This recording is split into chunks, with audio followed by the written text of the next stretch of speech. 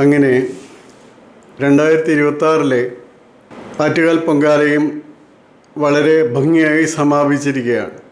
എന്നാൽ BJPയുടെ കോർപ്പറേഷൻ വന്നതിന് ശേഷം ആദ്യമായുണ്ടായ ഈ പൊങ്കാലയ്ക്ക് പരമാവധി ഉപദ്രവങ്ങൾ ഉണ്ടാക്കാൻ ഇവിടെയുള്ള CPM കേന്ദ്രങ്ങൾ ശ്രമിച്ചു എന്ന് പറയുന്നതിൽ യാതൊരു മടിയുമില്ല. കാരണം പൊങ്കാലയ്ക്ക് എത്രയോ ദിവസം മുമ്പാണ് ജലലഭ്യത ഉറപ്പാക്കുന്നത്. എന്നാൽ ഇവിടെ കണ്ടത് പൊങ്കാലയ്ക്ക് എത്രയോ ദിവസം മുമ്പ് തന്നെ തുടങ്ങിയ ജലദൗർലഭ്യം, ആ വാർഡുകളിൽ വെള്ളം കിട്ടാതെ വരിക തുടങ്ങിയ കാര്യങ്ങൾ, അത് പരിഹരിക്കാൻ കഴിയുന്നില്ല അത്രേ. അത് എയർ ടൈറ്റ് ആയതാണെന്നാണ്. അതെങ്ങനെയാണ് ഇത്ര ദിവസമായിട്ട് എയർ ടൈറ്റ് ആകുന്നത്? അതുപോലെ ഇന്ന് ഒരു വാർത്ത കണ്ടത്, ഫുള്ളായിട്ട് വെള്ളം സ്റ്റോപ്പ് ചെയ്യേണ്ട വന്ന ദിവസങ്ങളാണ് 2ഉം 3ഉം എന്നുള്ളത്. ഇതൊക്കെ നിയമത്തിൽ നിന്ന് വരുന്ന നിർദ്ദേശങ്ങളും നിയമത്തിൽ നിന്നിൻ്റെ അനുഭവ പരിചയത്തിൽ നിന്നുള്ള, അതുപോലെ അസംബ്ലിയിലൊക്കെ കാണിച്ച അതേ കാര്യങ്ങളുമൊക്കെ ആയിരിക്കണം കാണിച്ചത്.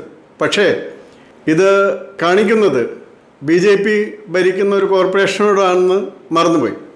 അവർ അതുകൊണ്ട് തന്നെ വളരെ ശക്തമായിട്ട് ഇപ്പോൾ ക്ലീനിങ് നടത്തുന്നതിന് അതിൻ്റെ ജീവനക്കാർ മുഴുവൻ സമയം എത്തിയില്ലെങ്കിൽ അതിനും തയ്യാറായി തന്നെ 5000-ത്തിലധികം പേരെ സേവാഭാരതിയിൽ നിന്നുമുണ്ടായിരുന്നു. സേവാഭാരതിയുടെ പ്രവർത്തകർക്ക് സേവാപ്രവർത്തനം എല്ലായിടത്തും നടത്താൻ പറ്റുമെന്നുള്ളത് പലപ്പോഴും തെളിയിച്ചിട്ടുള്ളതാണ്. അപകടങ്ങളിൽ മാത്രമല്ല, ഇതുപോലുള്ള രംഗങ്ങളിലും അവർ സേവാപ്രവർത്തനം 100% ആത്മാർത്ഥമായി നടത്തും. അതിനൊന്നും ഒരു പൈസയും വാങ്ങിക്കാറില്ല, ആരുടേതാണെന്ന് നോക്കാറില്ല.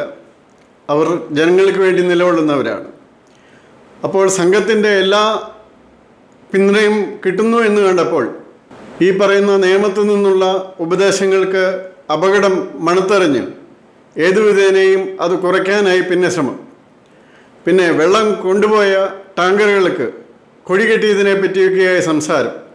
ചോറുപതിയിൽ DFI എന്ന് എഴുതി നാട്ടുകാർ തയ്യാറാക്കുന്ന ഭക്ഷണം കൊടുക്കുന്നതിനെ പറ്റി അത്തരം വർത്തമാനമൊന്നും നമ്മൾ കാണാറില്ല. ഏതായാലും വളരെ കാര്യക്ഷമമായി പൊങ്കാല നടത്തിയതിൽ മേയറിനും ഡെപ്യൂട്ടി മേയറിനും അതുപോലെ കൗൺസിലിലെ ഭരണകക്ഷിക്കും എൻ്റെ എല്ലാ അഭിനന്ദനങ്ങളും. ഇത് തീർച്ചയായിട്ടും അടുത്ത വർഷം കൂടുതൽ നന്നാക്കാൻ സാധിക്കും.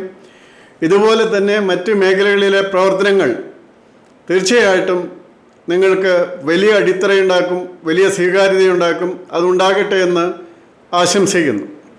എല്ലാത്തരം പ്രവർത്തനങ്ങളിലും, വീട് വയ്ക്കുന്നതിലും വെള്ളം എത്തിക്കുന്നതിലും വൃത്തിയാക്കുന്നതിലും ഓടകൾ വൃത്തിയാക്കുന്നതിലും അതുപോലെ മാലിന്യ സംസ്കരണത്തിലും നായകളുടെ ഷെൽട്ടറുകൾ ഉണ്ടാക്കി അവയെ അതിലേക്ക് മാറ്റുന്നതിലും അതുപോലെ നിരവധി സംരംഭങ്ങളിൽ നിങ്ങൾക്ക് ഇത് വലിയൊരു പ്രയോജനമാകട്ടെ എന്ന് ഒരിക്കൽ കൂടി ആശംസിക്കുന്നു. ഇനി രണ്ടാമത്തെ കാര്യം എനിക്കിതിൽ പറയാനുള്ളത്, ശ്രീമതി ശ്രീലേഖ അവർക്കെതിരെ എടുത്തിരിക്കുന്ന ഒരു കേസിനെ പറ്റി പറയുകയുണ്ടായി. അതായത് അവർക്കെതിരെ ഒരു കള്ളക്കേസ് എടുത്തിരിക്കുന്നു, അതിൻ്റെ കാലാവധി കഴിഞ്ഞിട്ടും അത് നോക്കാതെയാണ്. ശ്രീമതി ശ്രീലേഖയോട് എനിക്ക് പറയാനുള്ളത്, കള്ളക്കേസ് എടുക്കപ്പെടുന്ന ആദ്യത്തെ ആളല്ല ശ്രീലേഖ.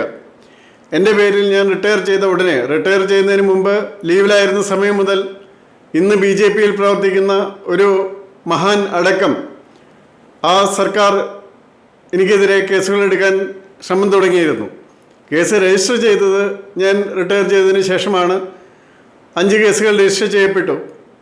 അതിൽ പലതിലും ഇന്നിപ്പോൾ ജനം TV-യിലൊക്കെ വന്ന് വിദേശകാര്യ വിദഗ്ധനായിരിക്കുന്ന ഒരു മഹാൻ ടോമിൻ തച്ചങ്കരി എന്ന് പറയുന്ന ഒരു മഹാൻ, ഇവരൊക്കെ അതിൻ്റെ പുറകിലുണ്ടായിരുന്നു.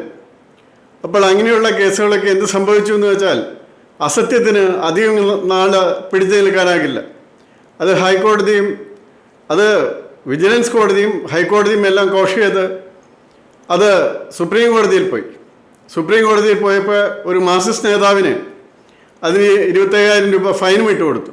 മറ്റ് കേസുകൾ SLP പോലും എടുക്കാതെ സുപ്രീം കോടതി തള്ളുകയും ചെയ്തു. അതാണ് ഉണ്ടായത്. എനിക്ക് ധനനഷ്ടമുണ്ടായി, പക്ഷേ അവർക്ക് മാനനഷ്ടമുണ്ടായി. അതാണ് സംഭവിച്ചത്. അതുകൂടാതെയാണ് ശബരിമല സംഭവങ്ങളുടെ പേരിൽ 1000-ഓളം കേസുകൾ എടുക്കപ്പെട്ടത്. ഇതൊക്കെ എന്ത് തെളിവിൻ്റെ അടിസ്ഥാനത്തിലാണെന്ന് ചോദിച്ചാൽ യാതൊരു തെളിവുമില്ല. അപ്പോൾ അതുകൊണ്ട് DGP ആയിരുന്നാലും സ്റ്റേറ്റ് പോലീസ് ചീഫായിരുന്നാലും രാഷ്ട്രീയ യജമാനന്മാരെ സേവിക്കാൻ മാത്രം നിയമം നോക്കിയോ നീതി നോക്കിയോ സത്യം നോക്കിയോ അല്ല. അതല്ലെങ്കിൽ ഞാൻ ജനസംഖ്യയെ പറ്റി പറഞ്ഞ കണക്ക് ഗവൺമെൻറ്റിൻ്റെ കണക്ക് റിപ്പീറ്റ് ചെയ്യുക മാത്രമായിരുന്നു. അപ്പോൾ ഗവൺമെൻറ് അങ്ങനെ ഒരു കണക്ക് പ്രസിദ്ധീകരിച്ചിട്ടുണ്ടോ എന്ന് നോക്കിയിട്ട് വേണ്ടേ എനിക്കെതിരെ 153A അന്ന് IPCയിൽ കേസെടുക്കാൻ. ഗവൺമെൻറ് പ്രസിദ്ധീകരിച്ച ഡാറ്റ തന്നെയാണ്. ഇപ്പോഴത് എല്ലാവരും പ്രസിദ്ധീകരിക്കുന്നുണ്ട്, ആർക്കെതിരെയും കേസെടുക്കുന്നില്ല. അന്ന് എന്നെ ഓടിച്ചിട്ട് അറസ്റ്റ് ചെയ്യാനായിരുന്നു ശ്രമം. അപ്പോൾ ഇത് ശ്രീലേഖ മനസ്സിലാക്കണം. ഈ പോലീസിലെ ഇപ്പോൾ നട്ടലില്ലാത്ത വാഴപ്പണ്ടി പോലുള്ള നട്ടല്, ആ നട്ടല് പോലും ഇല്ലാത്ത കുറേ IPSകാരുണ്ടാകുകയാണെങ്കിൽ ഇതൊക്കെ സംഭവിക്കും. നിയമവും നീതിയും ഒക്കെ പോകും. അതുകൊണ്ടാണ് ഞാൻ കുറച്ച് ദിവസം മുമ്പ് പറഞ്ഞത്, ഒരു മുഖ്യമന്ത്രിക്ക് കല്ലേറ് കിട്ടിയിട്ട് ആ മുഖ്യമന്ത്രിയോട് ചോദിച്ച് പറഞ്ഞ് ഇല്ലാത്ത പ്രതിയെ ഒഴിവാക്കി കൊടുക്കാൻ ഞാൻ ലോക്കൽ പോലീസിൽ പോലുമല്ല ഇൻ്റലിജൻസിൽ ഇരുന്നപ്പോൾ ശ്രമിക്കുകയല്ല.